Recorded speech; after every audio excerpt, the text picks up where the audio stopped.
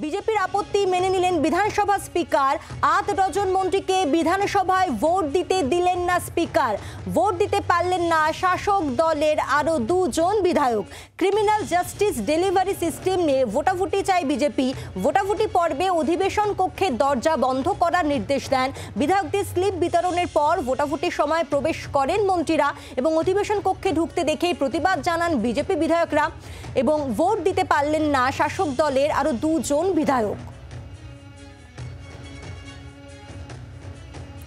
বিজেপির আপত্তি মেনে নিলেন বিধানসভা স্পিকার। ৮ ডজন মন্ত্রীকে বিধানসভায় ভোট দিতে দিলেন না বিমান বন্দ্যোপাধ্যায়। আজ ভোটাভুটি পর্বে স্পিকার বিমান বন্দ্যোপাধ্যায় অধিবেশন কক্ষে দরজা বন্ধ করার নির্দেশ দেন।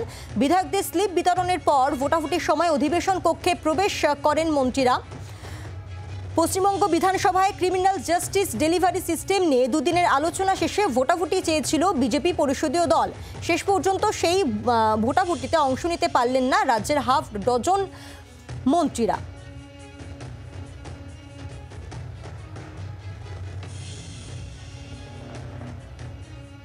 বুধবার অধিবেশনে ভোটাভুটি পর্বে স্পিকার বিমান বন্দ্যোপাধ্যায় অধিবেশন কক্ষের দরজা বন্ধ করে দিতে নির্দেশ দেন। শ্রেয়সীর কাছে জানবো, শ্রেয়সী কি খবর এই পুরো বিষয়? দেখো, তোমাকে যেটা জানিয়ে রাখি যে আজকে এই ভোটাভুটিকে ঘিরে কিন্তু কার্যত একটা নজিরবিহীন পরিস্থিতি তৈরি হয়েছিল বিধানসভার মধ্যে, যেখানে দেখা যায় যে যখন বিধানসভার যে নির্দিষ্ট নিয়ম যে যখন ভোটাভুটি হবে সেই ভোটাভুটি হওয়ার সময় সেক্ষেত্রে বিধানসভার সমস্ত দরজা বন্ধ করে দেওয়া হয়। তার আগে ওয়ার্নিং বেল বাজানো হয় এবং সেই ওয়ার্নিং বেলে বাজানোর পরে সমস্ত দরজা বন্ধ করে দেওয়া হয়, যাতে কোনো বিধায়ক তখন ভোটাভুটি যখন চলবে তখন যাতে কেউ বাইরে থেকে ভেতরে ঢুকতে না পারে, কিন্তু ভেতর থেকে বাইরেও যাতে বেরোতে না পারে। দেখা যায় যে এই সময় ভোটের জন্য যখন ভোটের প্রসেস শুরু হয় সমস্ত বিধায়কদের কাছে স্লিপ দেওয়া হয়। এই স্লিপগুলো দেওয়ার পরে তারা তাদের মত জানিয়ে যখন স্লিপ কালেক্ট করা হচ্ছিল তখন দেখা যায় যে 5 মন্ত্রী এবং 1 বিধায়ক তারা স্পিকারের চেয়ারের পেছনে যে দরজাটা থাকে সেই দরজা দিয়ে তারা ঢুকেছেন। এইটা দেখার পরেই কিন্তু বিজেপির বিধায়কদের পক্ষ থেকে তারা তুমুল হইহট্টগোল শুরু করেন যে কি করে এইভাবে ঢুকলেন 5 বিধায়ক এবং সেক্ষেত্রে আরেকজন 5 মন্ত্রী এবং 1 বিধায়ক।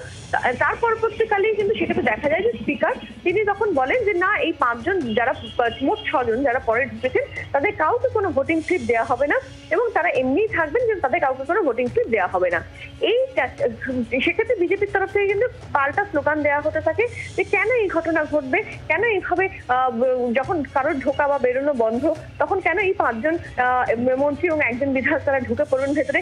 এই নিয়ে তুমুল হট্টগোল হয় এবং শেষ পর্যন্ত দেখা যায় যে বিজেপি কার্যত ওয়াকআউট করে বেরিয়ে যায়। যদিও 5-6 জন বিধায়ক তারা ভেতরে ছিলেন, কিন্তু বাকি সমস্ত বিধায়ক কিন্তু বিজেপির তারা কিন্তু বেরিয়ে চলে যান এবং পরবর্তীকালে তারা যে অভিযোগটা তোলেন সেই অভিযোগটা হচ্ছে যে এক্ষেত্রে যে ভোটিং প্রক্রিয়া যখন চলছে, যখন দরজা বন্ধই হয়ে রয়েছে তখন সেক্ষেত্রে কেন এইভাবে বিধায়করা 5 মন্ত্রী এবং 1 বিধায়ক তারা ভেতরে ঢুকে পড়ছেন। তাহলে যার ভোটদানের অধিকার নেই তিনি কেন ভোট কেন্দ্রে ঢুকবেন, এই প্রশ্ন বিজেপির পক্ষ থেকে তোলা হয়।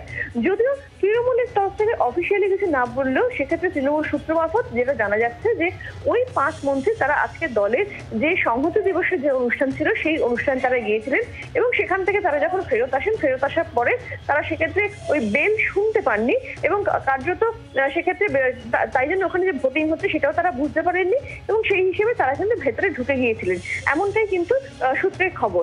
তৃণমূলের পক্ষ থেকে কিন্তু পাল্টা একটা প্রশ্ন তোলা হচ্ছে যে যারা ভোটিং চাইলো তারা সেক্ষেত্রে ভোটিং এ যখন শুরু হলো তখন তারা ভোটিং এর রেজাল্টটা না দেখে কিভাবে তারা বেরিয়ে চলে গেল, এই প্রশ্ন কিন্তু তোলা হচ্ছে তৃণমূলের পক্ষ থেকে। যদিও সামগ্রিকভাবে সেক্ষেত্রে যখন প্রস্তাবটি নিয়ে যখন ভোটের রেজাল্ট হয় তখন দেখা যায় যে প্রস্তাব তৃণমূল কংগ্রেস এনেছিল সেই প্রস্তাবের পক্ষেই কিন্তু বেশি ভোট করেছে এবং কার্যত সেই প্রস্তাবটি পাসও হয়ে যায়।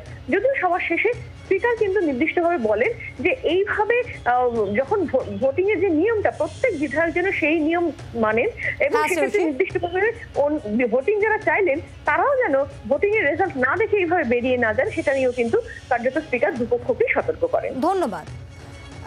বিজেপি বিধায়ক শঙ্কর ঘোষের বক্তব্য শোনাবো এবং একই সঙ্গে মন্ত্রী চন্দ্রিমা ভট্টাচার্যের বক্তব্য শুনব। এই ঘটনা সংসদীয় ইতিহাসে আজ পর্যন্ত কখনো ঘটেনি।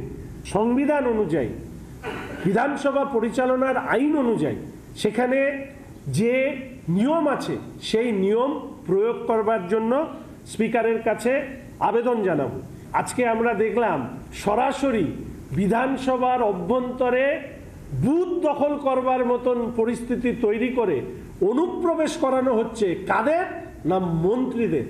লজ্জা হওয়া উচিত শাসক দলের। এটাকে আমরা আখ্যা দিতে চাই বিধানসভার বুথ দখল, তার চিত্রায়ন। বিধানসভা ভাঙচুর করা নেত্রী তিনি এখন মুখ্যমন্ত্রী হয়েছেন, ফলে সেই মুখ্যমন্ত্রীর আমলে বিধানসভায় যেটা চলছে সেটা হচ্ছে তুগলকি রাজ। এই তুগলকি রাজের বিরুদ্ধে ভারতীয় জনতা পার্টি পরিষদীয় দল আমরা বিধানসভার অভ্যন্তরে এবং পার্টিগতভাবে আমরা রাস্তায় মানুষের কাছে তৃণমূল কংগ্রেসের এই স্বৈরাচারী ব্যবস্থা, সেই ব্যবস্থার মুখোশ আমরা টেনে নামাবো। ওরাই ডিভিশন চেয়েছিলেন, স্পিকার সেই ডিভিশনটাকে মেনে নিয়ে ডিভিশন দিয়েছিলেন। কে চেয়েছিল ডিভিশন? ডিভিশন তো বিরোধীরা চেয়েছিল। ডিভিশন সেটা স্পিকার মেনে নিয়েছেন, মেনে নিয়ে ডিভিশন দিয়েছেন। এবারে ভোটাভুটি হয়েছে, কেউ প্রস্তাবের পক্ষে, যারা বিরোধীরা তারা প্রস্তাবের বিপক্ষে। একটা সময় হয় যে হাউসের দরজা বন্ধ হয়ে যায়, কেউ ঢুকতে পারে না। কেন ঢুকতে পারবে না? ভোট যাতে না দিতে পারে ওই সময়টার পরে। এবারে আমাদের কয়েকজন বিধায়ক তারা ঢুকেছেন পরে, অর্থাৎ তখন আমাদের কাছ থেকে কিন্তু ওই ইয়েস নো এর স্লিপ অলরেডি নিয়ে নেওয়া হয়েছে, অর্থাৎ গোটা প্রক্রিয়াটা শেষ হয়ে গেছে এবং তাদেরও স্পিকার অ্যালাউ করেননি যে তারা তারপরে ঢুকেছে বলে তারা সেই স্লিপে তাদের স্বাক্ষর রাখবেন। সুতরাং এটা নিয়ে কোনো জটিলতার ব্যাপার নেই। আমরা 101, ওরা 42, এটা হচ্ছে ঝামেলা। বাংলার আওয়াজ, বাঙালির আবেগ, জি 24 ঘন্টা।